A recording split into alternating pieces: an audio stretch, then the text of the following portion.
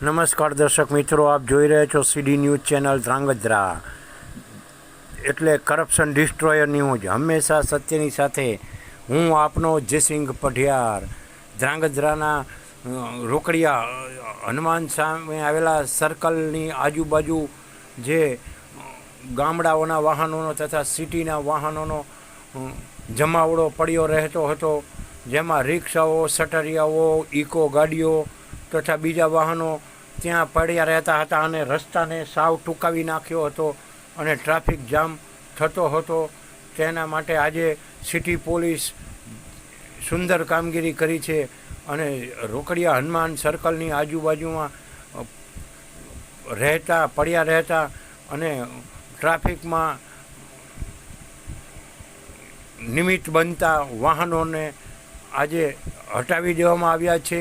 જે આપ જોઈ શકો છો કે એકદમ વિશાળ મેદાન